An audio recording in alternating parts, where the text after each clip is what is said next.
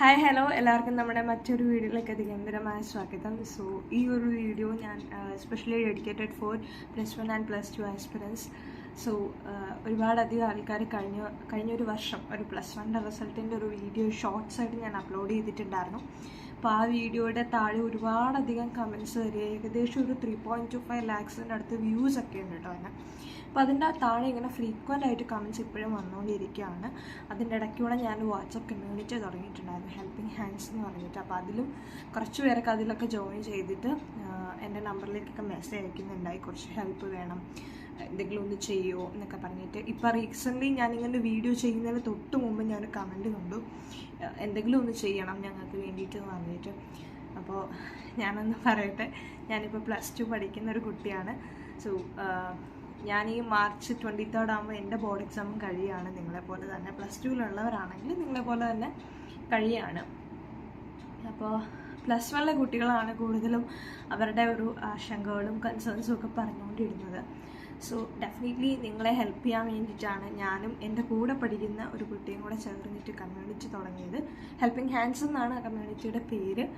അതിൽ ജോയിൻ ചെയ്യാൻ പറ്റുന്നവരാണെങ്കിൽ definitely join ചെയ്യുക. അതൊരു കമ്മ്യൂണിറ്റി ഗ്രൂപ്പാണ്, അതുകൊണ്ട് തന്നെ നിങ്ങളുടെ പ്രൈവസിക്കൊന്നും വിഷയങ്ങൾ ഉണ്ടാവില്ല. ബിക്കോസ് നിങ്ങൾ ജോയിൻ ചെയ്യുന്ന ടൈമിൽ നിങ്ങളുടെ നമ്പറും അതിൽ അഡ്മിൻസ് ആരൊക്കെയാണോ അവരുടെ നമ്പർ മാത്രമേ നിങ്ങൾക്ക് കാണുള്ളൂ. വേറെ ആരുടെ നമ്പേഴ്സൊന്നും നിങ്ങൾക്ക് കാണില്ല, മെസ്സേജുകളൊന്നും വരികയൊന്നും ചെയ്യില്ല. ബിക്കോസ് അത് കമ്മ്യൂണിറ്റി ആയതുകൊണ്ട് തന്നെ നമ്മൾ അഡ്മിൻസിനുള്ള മെസ്സേജ് മാത്രമേ ഓപ്പൺ ചെയ്തിട്ടുള്ളൂ. പിന്നെ ഒരുപാടധികം ആൾക്കാർ ഒരുപാടധികം കൺസേൺസ് പറയുന്ന ആ ഒരു വീഡിയോയ്ക്കകത്ത് അത് തന്നെയാണ്. ഇംഗ്ലീഷ് അങ്ങനെ പല പല സബ്ജക്ട്സിനെ പറ്റി ടിപ്സ് ട്രിക്സ് കാര്യങ്ങളൊക്കെ ചോദിച്ചിട്ടുണ്ടായി. അപ്പം ഫസ്റ്റ് ഓഫ് ഓൾ ഈ ഹെൽപ്പിംഗ് ഹാൻഡ്സ് എന്ന് പറയുന്ന കമ്മ്യൂണിറ്റിയിൽ ജോയിൻ ചെയ്യുകയാണെങ്കിൽ നിങ്ങൾക്ക് വേണ്ട നീഡ്സ് സാറ്റിസ്ഫൈ ചെയ്യുന്നൊരു ഗ്രൂപ്പാണ്. അത് മീൻസ് ഞങ്ങൾക്ക് കിട്ടുന്ന PDF, important files, documents, YouTube videos, നിങ്ങൾക്ക് വേണ്ട എന്തൊക്കെ എസെൻഷ്യൽസ് ആണോ, നിങ്ങൾക്ക് വേണ്ട എന്തൊക്കെ കാര്യങ്ങളാണോ, വാട്ട് എവർ ഇറ്റ് ഈസ്, നിങ്ങൾ എന്ത് കോഴ്സ് എടുക്കണം, നിങ്ങൾക്ക് കൺഫ്യൂഷൻസ് ഉണ്ട്, നിങ്ങൾക്ക് എന്ത് ഇതുകൊണ്ട് എന്നുള്ള രീതിയിൽ ഞങ്ങളെക്കൊണ്ട് പറ്റുന്ന രീതിയിൽ ഞങ്ങൾ മാക്സിമം അത് ഷെയർ ആക്കാറുണ്ട്. എല്ലാ കാര്യങ്ങളും മീൻസ് യൂട്യൂബ് വീഡിയോസ് ഷെയർ ചെയ്യാറുണ്ട്, PDF, ഡോക്യുമെൻറ്റ്സ് ഷെയർ ചെയ്യുക, ക്വസ്റ്റ്യൻ പേപ്പേഴ്സ് എല്ലാം തന്നെ ഞങ്ങൾക്ക് കിട്ടുന്ന ഫയൽസ് പോലും ഞങ്ങളതിൽ ഷെയർ ചെയ്യാറുണ്ട്. സോ ഡെഫിനറ്റ്ലി നിങ്ങൾക്ക് ആ ഒരു കമ്മ്യൂണിറ്റി ജോയിൻ ചെയ്ത് കഴിഞ്ഞാൽ കുറച്ചുകൂടി ഹെൽപ്ഫുള്ളായിരിക്കും എന്ന് എനിക്ക് തോന്നിയിട്ടുണ്ട്. പിന്നെ ഒരുപാടധികം ആൾക്കാർ ചോദിക്കുന്നൊരു കാര്യമാണ്, ഇപ്പം തന്നെ ഞാൻ ഈ വീഡിയോ അപ്ലോഡ് ചെയ്യും കേട്ടോ. കാരണം എന്താ വെച്ച് കഴിഞ്ഞാൽ ഇത് ഒരുപാടധികം ആൾക്കാർ ഇങ്ങനെ വന്നും പോയി ചോദിച്ചുകൊണ്ടിരിക്കുകയാണ്. എനിക്ക് എല്ലാവർക്കും കൂടെ റിപ്ലൈ കൊടുക്കാൻ പറ്റില്ല. യൂട്യൂബാണ്, ഒരാൾ ചോദിക്കുന്ന കാര്യം തന്നെ റിപ്പീറ്റഡായിട്ട് പലരും ചോദിക്കുന്നുണ്ട്. സോ എല്ലാവർക്കും ഉള്ള റിപ്ലൈ നമ്മൾ കൊടുത്ത് വരുമ്പോഴത്തേക്കിനും സമയം പോകും. പബ്ലിക് എക്സാം നടന്നുകൊണ്ടിരിക്കുകയാണ്, അത് ഒരു പ്രശ്നമാണ്. പിന്നെ എൻ്റെ ഹെൽത്തും അത്ര ഓക്കെ അല്ല. സോ അതുകൊണ്ടൊക്കെ കൂടിയാണ് ഇങ്ങനെ ഒരു വീഡിയോ ആയിട്ട് ചെയ്യുന്നത്. നിങ്ങൾക്ക് എത്രത്തോളം ഹെൽപ്ഫുൾ ആവും എന്ന് എനിക്കറിയില്ല, പക്ഷേ സ്റ്റിൽ നിങ്ങൾക്ക് എന്തെങ്കിലും രീതിയിൽ ഹെൽപ്ഫുൾ ആവുന്നെങ്കിൽ ആകട്ടെ എന്നുള്ള രീതി മാത്രമേ ഞാൻ ഉദ്ദേശിച്ചിട്ടുള്ളൂ. ഇത്രയും റിസ്ക് എടുത്ത് ഇങ്ങനെ ഒരു വീഡിയോ ചെയ്യണമെന്നുണ്ടെങ്കിൽ ഡെഫിനറ്റ്ലി അത് നിങ്ങളുടെ ആ ഒരു കൺസേൺസ് ഞങ്ങളെയും ബാധിക്കുന്നു എന്നുള്ളത് കൊണ്ട് മാത്രമാണ്. അപ്പോൾ അതിനകത്ത് എനിക്ക് പറയാനുള്ളത്, ടിപ്സും ട്രിക്സും ഒക്കെ ചോദിക്കുന്നവരുടെ +1 അടുത്ത ഇംഗ്ലീഷ് എക്സാമിനേഷൻ ആണെന്ന് പറയുന്നുണ്ട്.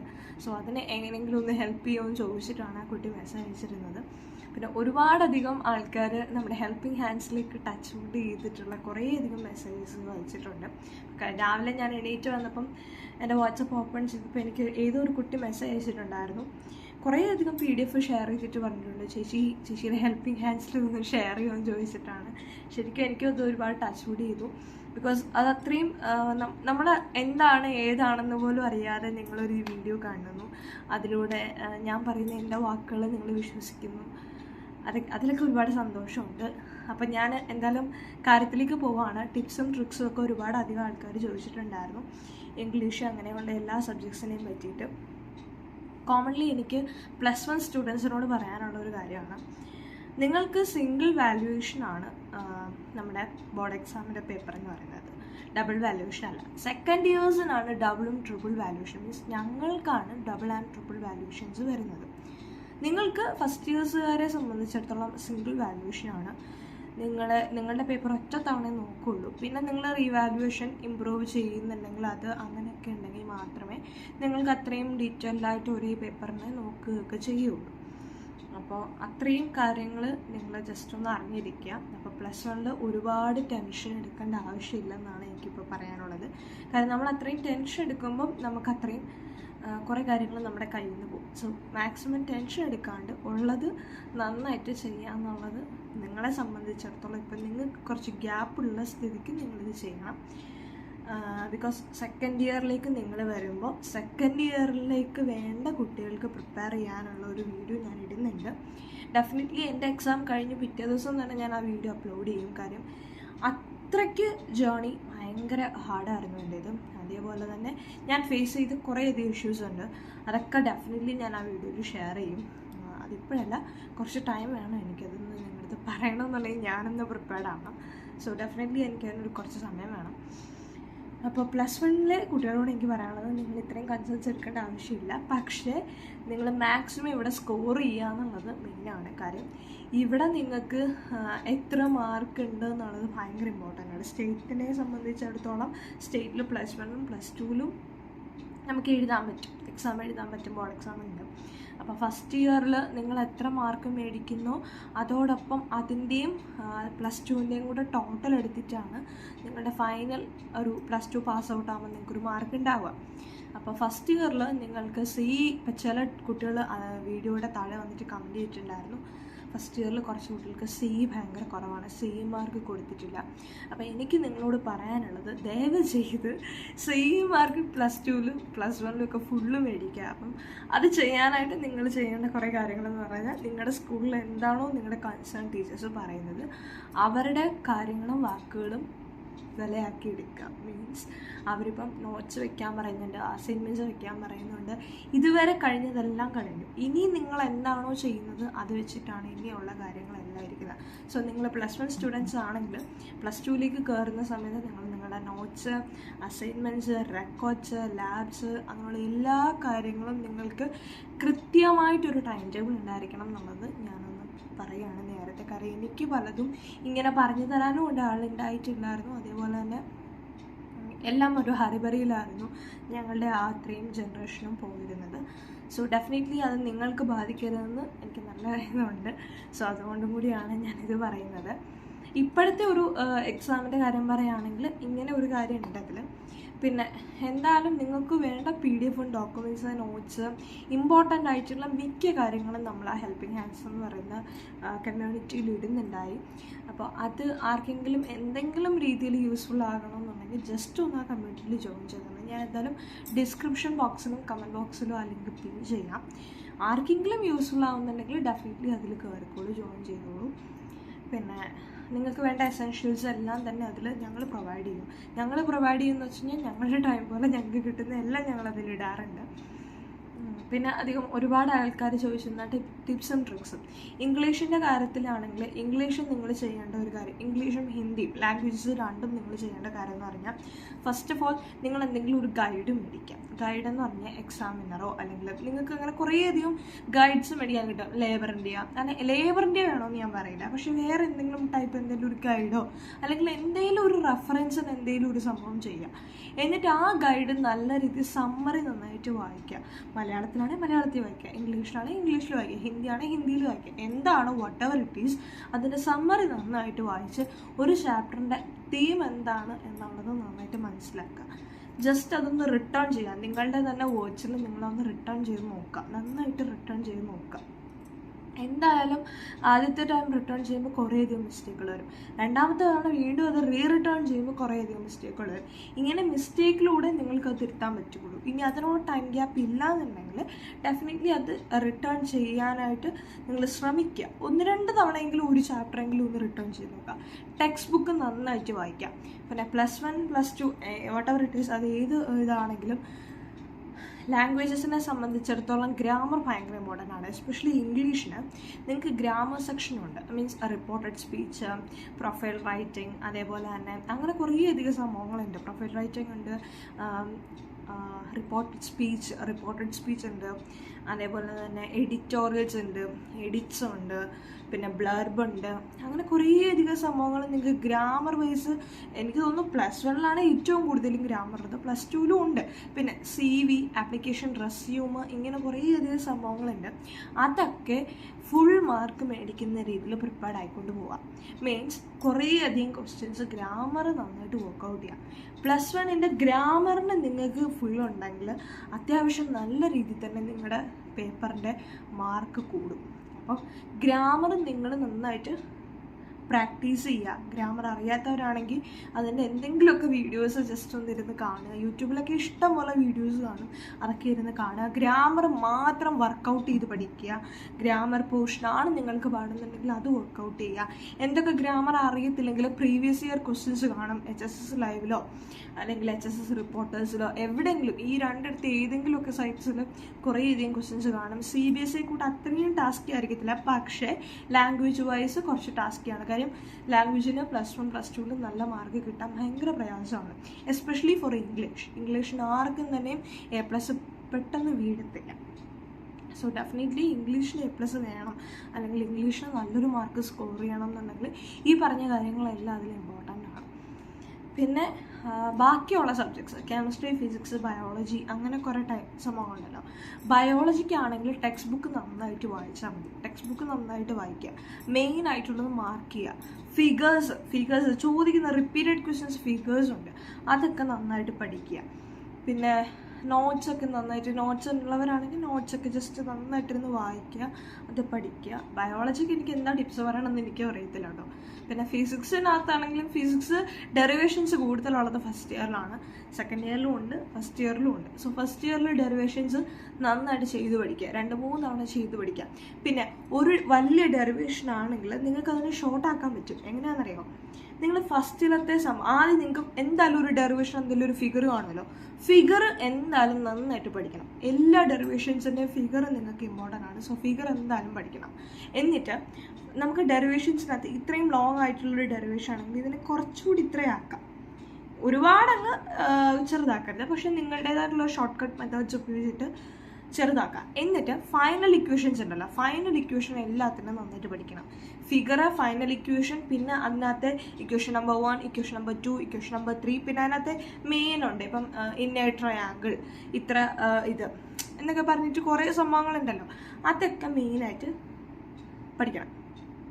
പിന്നെ നന്നായിട്ട് ഇക്വേഷൻസ് എല്ലാം പഠിക്കണം. ഫിസിക്സിൽ കൂടുതലും കൊനിഷ്ഠ ചോദ്യങ്ങളാണ്, മീൻസ് തിരിച്ച് ചോദിക്കലാണ് മെയിനായിട്ടുള്ള പരിപാടി. നമുക്കിപ്പോൾ ഒരു എക്സാമ്പിൾ പറയാം. ഞങ്ങളുടെ സെക്കൻഡ് ഇയറിൻ്റെ ഫിസിക്സ് കഴിഞ്ഞു, അപ്പം ഞാൻ അതിനകത്തൊരു എക്സാമ്പിൾ പറയാം. പബ്ലിക് എക്സാമിന് ഇടയ്ക്ക് ചോദിച്ചൊരു ക്വസ്റ്റ്യൻ ആണ് കേട്ടോ. ഞങ്ങളും അതിശയിച്ചിട്ട് ഇരിക്കുകയായിരുന്നു. എന്തായാലും എനിക്കും അബദ്ധം പറ്റിയത്, നിങ്ങൾക്കെങ്കിലും റെഡി ആവുന്നെങ്കിൽ ആയിക്കോട്ടെ. സെക്കൻഡ് ഇയറിൽ ഫസ്റ്റ് ചോദിച്ചൊരു ക്വസ്റ്റ്യൻ ഉണ്ട്, ഫസ്റ്റല്ല 8ാമത്തെ 15ാമത്തെ ഒരു ക്വസ്റ്റ്യൻ ഉണ്ടായിരുന്നു. സ്റ്റേറ്റ് കൂളംസ് ലോ എന്നുള്ളത് നമ്മുടെ ബുക്കിൽ തന്നിരിക്കുന്ന സംഭവമാണ്, പക്ഷെ അവർ ചോദിച്ചാൽ അങ്ങനെയല്ല. അത് സ്റ്റേറ്റ് ചെയ്യാനായിട്ടല്ല അവർ ചോദിച്ചിരുന്നത്, അത് നേരെ തിരിച്ചാണ് അവർ ചോദിച്ചിരുന്നത്. അവർ കണ്ടന്റ് തന്നിട്ട് ആ സംഭവം ഇങ്ങനെ എഴുതി വെക്കാൻ അവർ പറഞ്ഞത്, പക്ഷേ അത് പല കുട്ടികൾക്കും മനസ്സിലായിട്ടുണ്ടായില്ല. സോ നിങ്ങൾക്ക് ഫിസിക്സിൽ തിരിച്ച് ക്വസ്റ്റ്യൻ ചോദിക്കാം, ആൻസർ ക്വസ്റ്റ്യനായിട്ട് വരാം. ബയോളജിയിൽ ഇതിൻ്റെ റിസ്ക് കൂടുതലാണ്, ആൻസേഴ്സ് ആണ് ബയോളജിയിൽ ക്വസ്റ്റ്യൻസ് ആയിട്ട് വരുന്നത്. ബയോളജി കൂടുതലും 1 വേർഡ് ടൈപ്പ് ക്വസ്റ്റ്യൻസ് ആണ്, പക്ഷേ അതറിയണമെന്നുണ്ടെങ്കിൽ നമ്മൾ എൻ്റെ സിലബസ് കവർ ചെയ്യണം. ഡിലീറ്റഡ് പോർഷൻസ് നോക്കിയിട്ട് വേണം പഠിക്കാനായിട്ട്. എല്ലാ ചാപ്റ്റേഴ്സും ഏത് വിഷയമായിക്കോട്ടെ എല്ലാം അങ്ങനെ തന്നെ. ഇംഗ്ലീഷിനും ഹിന്ദിക്കും മാത്രമേ ഉള്ളൂ നിങ്ങൾക്ക് ഡിലീറ്റഡ് ഇല്ലാത്തത്, ബാക്കി എല്ലാത്തിനും ഡിലീറ്റഡ് ഉണ്ട്. ഹിന്ദിക്ക് പിന്നെ എനിക്ക് അറിഞ്ഞുകൂടാ, കഴിഞ്ഞ ആളെ ഞങ്ങൾക്ക് എന്തൊക്കെയോ സംഭവങ്ങൾ ഇല്ലായിരുന്നു, പക്ഷെ അതിപ്പോൾ ഉണ്ടെന്ന് തോന്നുന്നു, അറിയില്ല, അത് നോക്കണം കേട്ടോ. പിന്നെ ഹിന്ദി എഴുതാനാണെങ്കിൽ ലാംഗ്വേജസിനകത്താണെങ്കിലും ഹിന്ദിക്കകത്ത് കുറേ ട്രിക്സ് ഉണ്ട്. ഹിന്ദിയുടെ മെയിൻ ട്രിക്ക് എന്ന് പറഞ്ഞാൽ ഹിന്ദിയുടെ ക്വസ്റ്റ്യൻ പേപ്പറിൽ തന്നെ ആൻസർ എവിടെയെങ്കിലുമൊക്കെ കാണും, എന്തെങ്കിലുമൊക്കെ ഹിന്ദി കാണും. അപ്പോൾ ഈ ഹിന്ദി ഉപയോഗിച്ചിട്ട് നിങ്ങൾക്ക് എന്ത് ചെയ്യാൻ പറ്റും, ക്വസ്റ്റ്യൻ്റെ ആൻസേഴ്സ് കണ്ടുപിടിക്കാൻ പറ്റും. അതാണ് ഹിന്ദിയുടെ ക്വസ്റ്റ്യൻ പേപ്പറിനകത്ത് മെയിൻ ഹൈലൈറ്റ്. ഹിന്ദിക്ക് നിങ്ങൾക്ക് വേണ്ട എല്ലാ കാര്യങ്ങളും അതിനകത്ത് കാണും. പിന്നെ ഹിന്ദിയുടെ ക്വസ്റ്റ്യനകത്ത് മിക്കപ്പോഴും ചോദിക്കുന്നൊരു ക്വസ്റ്റ്യനാണ് സംക്ഷേപം. സംക്ഷേപം എന്ന് പറഞ്ഞാൽ എന്താണെന്നറിയോ, ഒരു കുഞ്ഞി ഇത്രയുള്ള പാരഗ്രാഫ് തരും, അത് ഏതെങ്കിലും ഒരു ചാപ്റ്ററിനെ ബേസ് ചെയ്തിട്ടുള്ളതായിരിക്കും. അതിനെ 1/3 ആക്കണം, മീൻസ് ചുരുക്കണം. ആ തന്നിരിക്കുന്ന സാധനത്തിനെ തന്നെ നമ്മളത് വായിച്ചിട്ട് അതിൻ്റെ 1/3 ആക്കണം. ആ സാധനം തന്നെ ചുരുക്കി എഴുതണം, അതിനെ പറ്റിയിട്ട് ചെറുതാക്കി എഴുതണം. അതിനെ പറ്റിയിട്ടാണ് സംക്ഷേപം എന്ന് പറയുന്നത്. പിന്നെ ഹിന്ദിക്കകത്ത് നിങ്ങൾക്ക് ഇതുണ്ട്, പാരിക്ഷത്താവലി, മീൻസ് വേർഡ് മീനിങ്സ്. അത് നിങ്ങളുടെ ടെക്സ്റ്റിൻ്റെ ബാക്കിൽ എവിടെയെങ്കിലും കാണും, അത് നന്നായിട്ട് എഴുതി പഠിച്ചുകൊണ്ട് പോവുക. അത് നമുക്ക് ഈ പറയുന്ന പോലെ ഡേ ടു ഡേ ലൈഫിൽ നമ്മൾ യൂസ് ചെയ്യുന്ന സാധനങ്ങളുടെ കറക്റ്റ് വേർഡ്സാണ്. ഇപ്പോൾ കമ്പ്യൂട്ടർ, അതിൻ്റെ എന്താണോ അത് കറക്റ്റ് മീനിങ്. അതൊന്നും നമുക്ക് ഹിന്ദി വെച്ചിട്ട് ജസ്റ്റ് അങ്ങോട്ടും ഇങ്ങോട്ടും ക്രോസ് ചെയ്ത് കളിക്കാൻ പറ്റില്ല. ബിക്കോസ് അതിന് 8 മാർക്ക് ഉണ്ടെങ്കിൽ 8 മാർക്കും അതിൻ്റെ മെയിനാണ്. സോ അതിന് ആ വേർഡ് തന്നെ വേണം. സോ ഡെഫിനറ്റ്ലി അത് ടെക്സ്റ്റ് നോക്കി പഠിക്കണം. പിന്നെ ഹിന്ദിക്കകത്ത് ടിപ്പണി അതേപോലെയുള്ള കാര്യങ്ങളൊക്കെ ഇല്ലേ, അതൊക്കെ നിങ്ങൾ ഇപ്പം എന്തെങ്കിലുമൊക്കെ അറിയത്തില്ലെങ്കിലും ജസ്റ്റ് എന്തെങ്കിലുമൊക്കെ വലിച്ചു നീട്ടി എഴുതാനുള്ള എന്തെങ്കിലുമൊക്കെ ഒരു കണ്ടന്റ് വായിച്ച് വെച്ച് നോക്കാം. പിന്നെ ഇംഗ്ലീഷിനകത്ത് അപ്രീസിയേഷൻ നന്നായിട്ട് പഠിക്കുക, എല്ലാത്തിൻ്റെയും ലാസ്റ്റ് സമ്മറീസ് ഒക്കെ നന്നായിട്ട് നോക്കിക്കൊണ്ട് പോവുക, ഗ്രാമർ നന്നായിട്ട് നോക്കിക്കൊണ്ട് പോവുക. ടെക്സ്റ്റ് ബുക്ക് വായിക്കാൻ പറ്റുന്നവരാണ് ഡെഫിനറ്റ്ലി ടെക്സ്റ്റ് ബുക്ക് വായിക്കുക, എല്ലാത്തിൻ്റെയും തന്നെ. എസ്പെഷ്യലി പോയംസ് നന്നായിട്ട് വായിച്ചുകൊണ്ട് പോകണം. കാര്യം പോയത്തിനകത്ത് നിന്ന് ഇടയ്ക്കെന്നൊക്കെ ചോദിക്കും who is here afford to, ഇങ്ങനെയൊക്കെ ചോദിക്കും കേട്ടോ. അപ്പോൾ അത് ഡെഫിനറ്റ്ലി എന്തായാലും വായിച്ചുകൊണ്ട് നോക്കണം, വായിച്ചുകൊണ്ട് പോകണം. ഡെഫിനറ്റ്ലി നിങ്ങളെക്കൂടെ പറ്റുന്ന രീതിയിലെല്ലാം നിങ്ങൾ ട്രൈ ചെയ്യണം. എനിക്ക് +1 സ്റ്റുഡൻസിനോടാണ് മെയിൻലി പറയാനുള്ളത്, നിങ്ങളുടെ മാക്സിമം ഇതിൽ കൊടുത്തേ പറ്റുള്ളൂ. കാര്യം +1 നിങ്ങൾക്ക് നല്ലപോലെ സ്കോർ ചെയ്യാൻ പറ്റും, +2 പറ്റത്തില്ല. +2 പറ്റത്തില്ലെന്ന് പറഞ്ഞാൽ +2 ഡബിൾ വാല്യൂഷൻ, ട്രിപ്പിൾ വാല്യൂഷൻ ഉണ്ട്. പിന്നെ +2 നമ്മൾ കാണുന്നതുകൊണ്ട് ഈസി അല്ല പഠിക്കാൻ. It's too risky and it's too task. So definitely +1 നന്നായിട്ട് സ്കോർ ചെയ്യാം.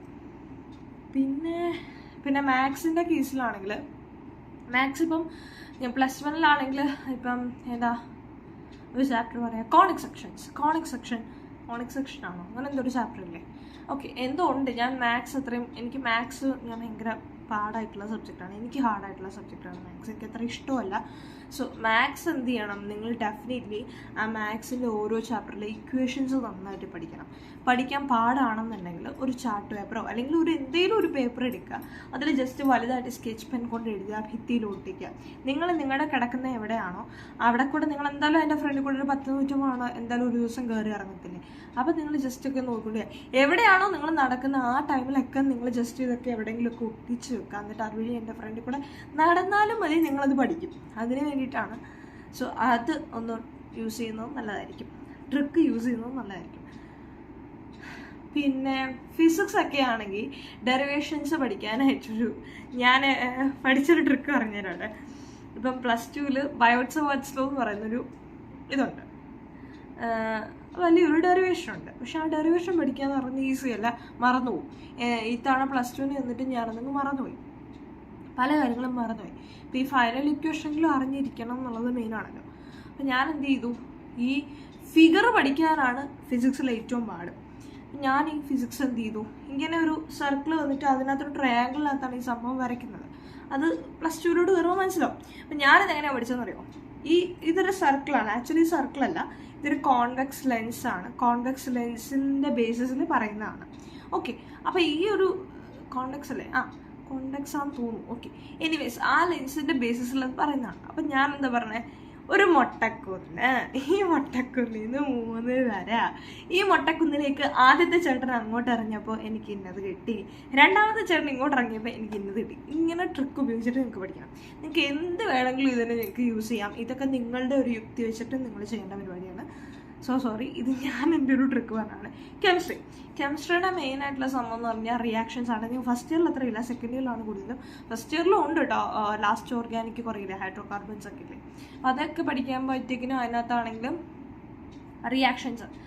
നിങ്ങൾ എന്താണ് റിയാക്ഷൻ, ഡെഫിനിഷൻ അല്ല നിങ്ങൾ പഠിക്കേണ്ടത്. നിങ്ങൾ പഠിക്കേണ്ടത് ആ റിയാക്ഷൻ ഉണ്ടല്ലോ, ബെൻസിൻ റിങ്ങിൽ ടൊളുവി വന്നിട്ട് ഇന്നതാവുന്നു, അത് ആ റിയാക്ഷനാണ് നിങ്ങൾ പഠിക്കേണ്ടത്. അത് എ പാർട്ടും പഠിക്കണം, ബി പാർട്ടും പഠിക്കണം. മീൻസ് പ്രോഡക്ട്സ് ആയിട്ടും പഠിക്കണം, റിയാക്റ്റൻസ് ആയിട്ടും പഠിക്കണം. അപ്പോൾ അപ്പുറം ഇപ്പുറം മാറി പഠിക്കണം.